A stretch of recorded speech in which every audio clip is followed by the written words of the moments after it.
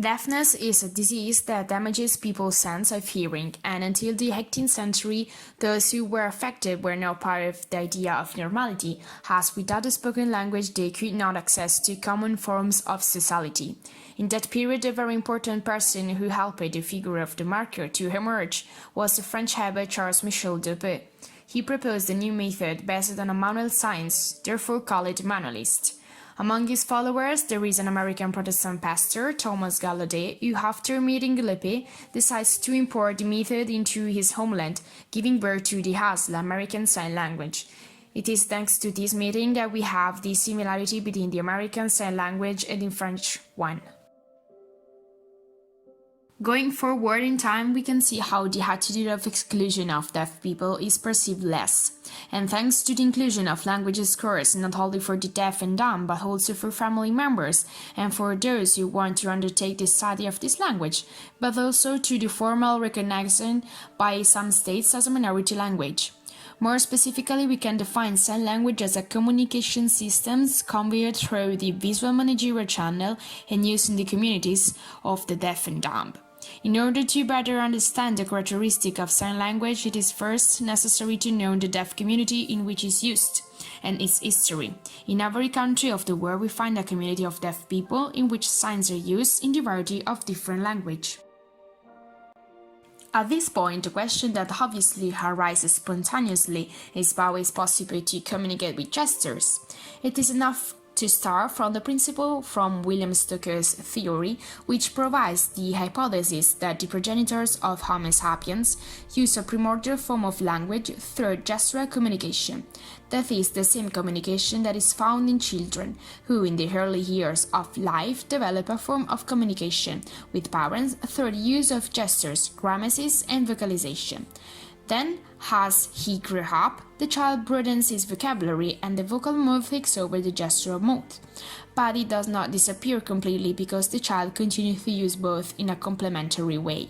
And what happens if the child is first introduced to sign language? The child deaf or hearing will learn sign language at the same time of the hearing child learning a vocal language.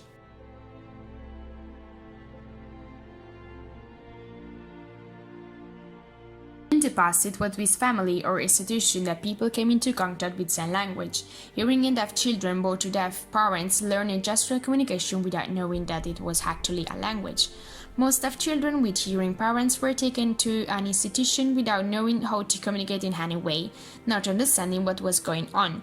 They found themselves among children of deaf parents who had been entering the institution since childhood and who were already able to communicate, tell, explain and joke with movement of the hands and lips but without speaking.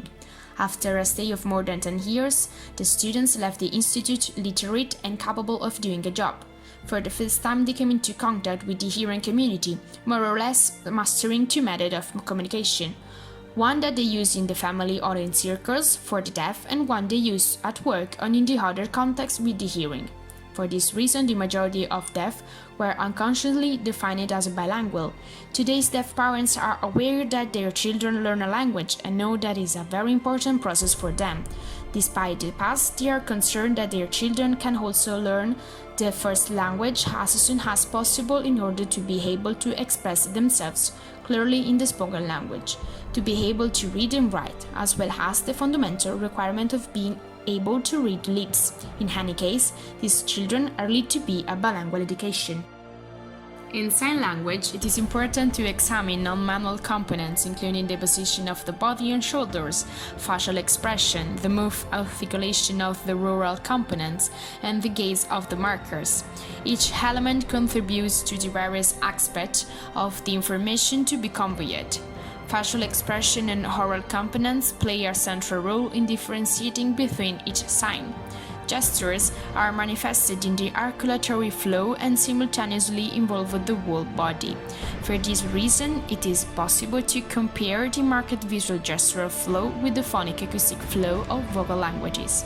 Analyzing the configuration, it is more evident that the hands are usually used for a precise series of purposes: to grasp, for contact, for pushing or moving object, to indicate and for enumeration.